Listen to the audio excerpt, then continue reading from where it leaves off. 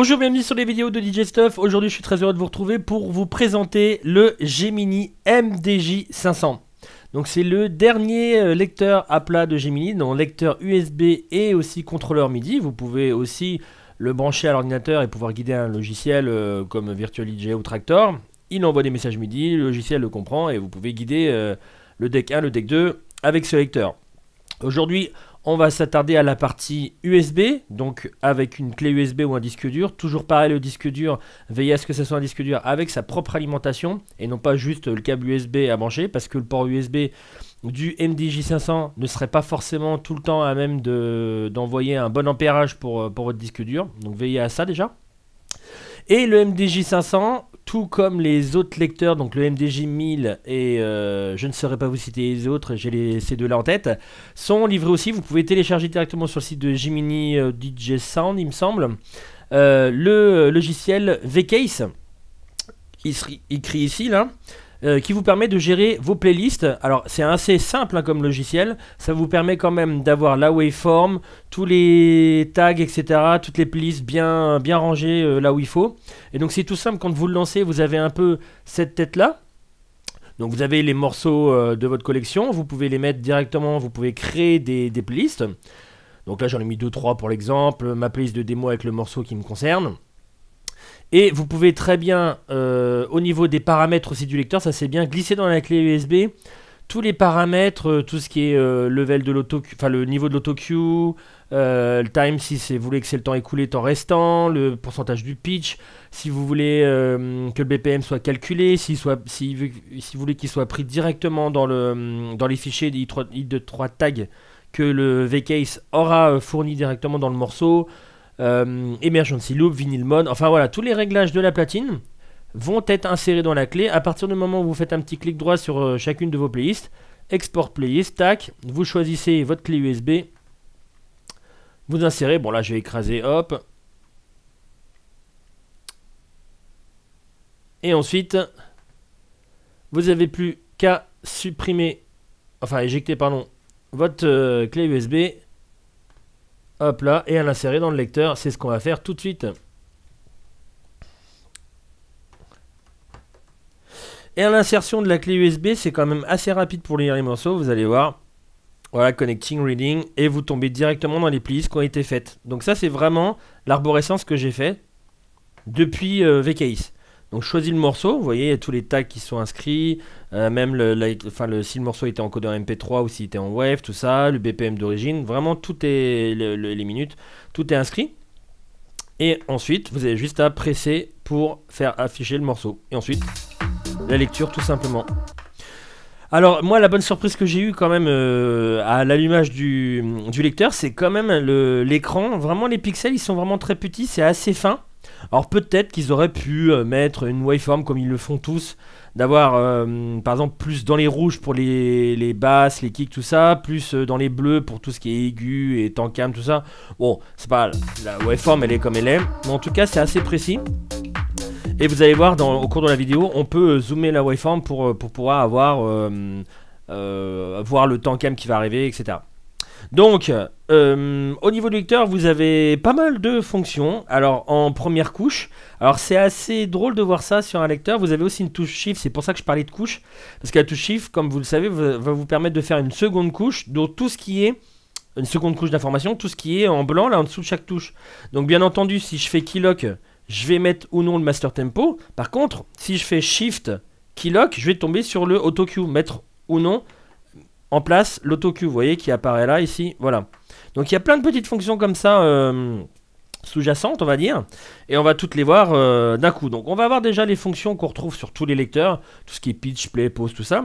Donc votre bouton Q, le bouton play normal, donc n'importe où vous vous trouvez, vous pouvez faire une avance rapide n'importe où. Vous voyez, il accélère de plus en plus rapidement, tac.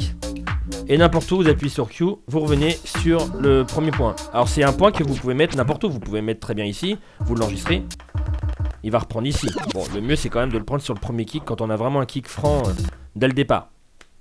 Vous avez les boutons de recherche dans le morceau, les boutons pour aller sur le prochain morceau. Là, la playlist, il n'y a qu'un morceau, donc bon, on va pas le faire. Le pitch, donc c'est quand même un large pitch qui vous permet vraiment des calages propres. entre deux morceaux. Il est accompagné d'un pitch bend, donc ce qui vous fait la même chose. Alors c'est selon le pourcentage, donc là on est sur du 4%, donc si vous faites un moins, ça va vous faire l'équivalent si vous faites ça. Juste au moment où vous allez presser. Ou en plus. Donc c'est l'équivalent en fait du bending que vous allez faire, donc décélération, accélération sur la corolle, ou alors si vous n'étiez pas en mode vinyle, sur le plateau.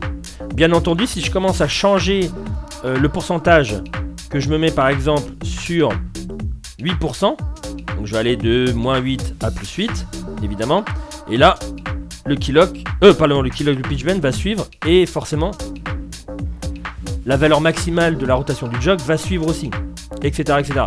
Donc comme on reste sur le pitch, on va regarder les différentes valeurs, donc on avait du 4%, du 8%, hop, pardon, je suis en train de faire, je vais me revenir, il dit 3, hein, auto. 16%, 24%, 50% et 100%, donc forcément. Ah là c'était avec le keylock. Arrêt total de la platine. Ou plus 100%, normal.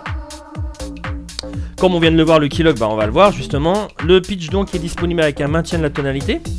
Donc on va pas se mettre dans 100% parce que là il n'y a personne qui fait un truc valable. On va se mettre sur les 16%. Et on va le verrouiller. Donc dans les plus. Donc je change le tempo, je change pas la tonalité. Et dans les négatifs.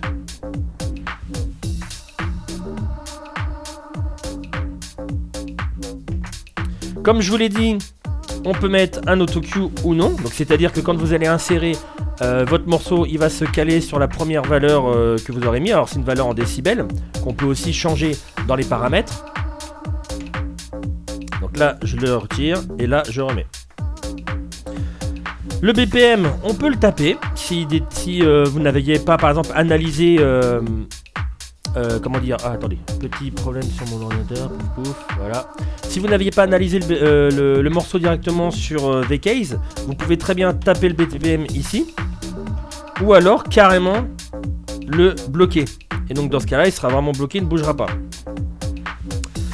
Le vinyle mode, donc ça vous permet, si vous ne le mettez pas, de faire du bending, donc décélération, accélération sur la corolle, décélération, accélération sur le plateau, et en mode vinyle, toujours pareil, décélération, accélération sur la corolle, mais scratch sur le plateau.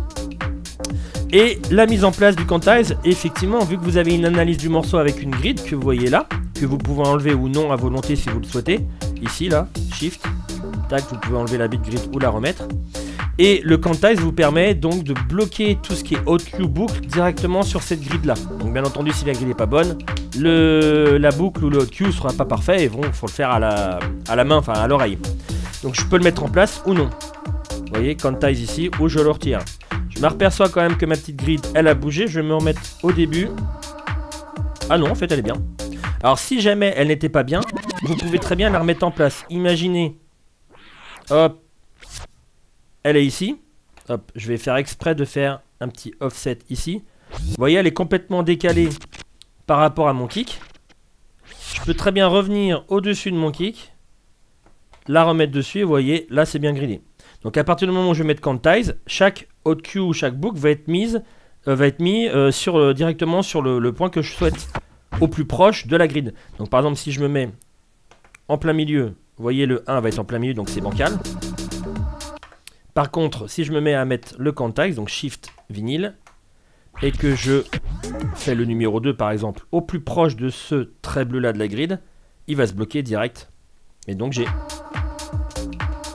directement le bon OutQ que je souhaitais, grâce à la fonction quantize. Voilà pour le quantize. Donc comme je vous ai dit, là sur le côté on va pas s'attarder puisque ça c'est pour le mode MIDI, donc branchement sur ordinateur, USB pour la clé USB, settings pour arriver dans les réglages. Donc les réglages, c'est les réglages basiques, hein. Vous avez, comme je vous ai dit, auto-cue, tout ça. Et ce qui est bien, c'est que dans les réglages, vous pouvez appeler les réglages qu'il y a dans la clé et pas vous énerver à mettre tous les réglages un par un, etc. Avec la taille de la waveform, les minutes écoulées, minutes restantes, etc. Le keylock ou pas, le vinyle ou pas. Tout ça va être inséré direct quand vous appelez depuis les préférences. Le bouton eject, alors il est de l'autre côté, mais il sert aussi pour la clé USB. Si j'appuie sur eject, là, boum, on va se retrouver avec la clé qui va être éjectée. Je vais pas le faire, sinon ça va arrêter la vidéo. Voilà, on a fait toute la partie droite, on va faire la partie gauche. Donc comme je vous ai dit, recherche dans le morceau, recherche entre morceaux. Dans le morceau, vous pouvez faire un reverse. Alors bien entendu, le reverse va vous inverser vraiment la musique. Et je sais pas si vous avez remarqué ici, vous avez la petite touche slip qui vous permet de passer par-dessus la musique. Donc si je ne le fais pas, ça va m'inverser vraiment la musique jusqu'à ce que je relâche la fonction. Et avec le slip mode, je passe par-dessus la musique.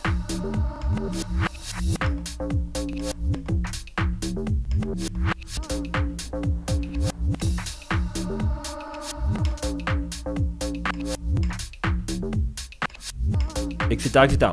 Bien entendu, slip mode, je peux l'utiliser aussi pour les hot cues. Imaginons là, je veux lancer celui-là autant que je veux. Je mets slip mode. Et ça l'appelle aussi normalement. Je vais effacer les hot cues pour qu'on refasse la partie hot cue ensuite. La partie reverse fait aussi office de réglage pour la waveform, plus ou moins grande on va dire, avec le bouton shift. Donc là, je vais au plus grand. Donc je peux vraiment voir à l'avance où est mon drop, où est mon tankan. Et je peux revenir vraiment à un zoom très précis. Voilà. Bon, la navigation, on l'a vu avec la molette, tout ça au tout début. Et on va passer aux fonctions là un peu plus poussées au milieu, juste en dessous de l'écran. Alors il y a pas mal de fonctions sous-jacentes, comme je vous ai dit, avec le bouton Shift.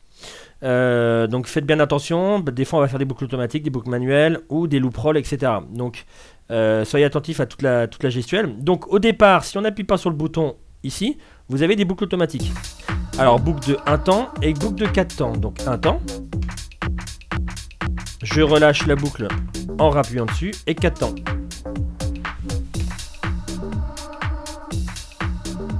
Si je veux faire une manuelle, j'appuie ici et je fais le point d'entrée, point de sortie.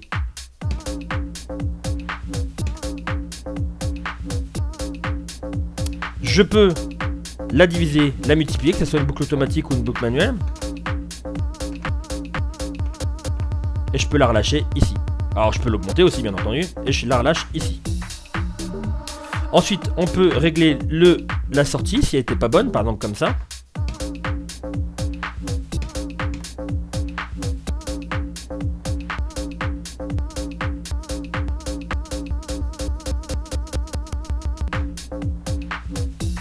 Et enfin, je peux faire un loop roll ici avec la fonction Shift.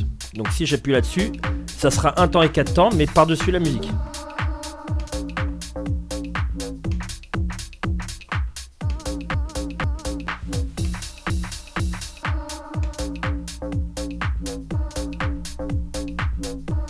Et quand je relâche, je retombe sur mes pattes. Normal. Voilà pour la partie loop roll. Et enfin, les 4 hot cues. Donc pour les hot cues, vous pouvez le faire avec ou sans quantize, comme je vous ai dit. Donc le quantize, ça va vous matcher directement sur la grid. Vous pouvez très bien l'enregistrer direct. Et donc je peux le faire passer avec ou sans le slip-on. Normal.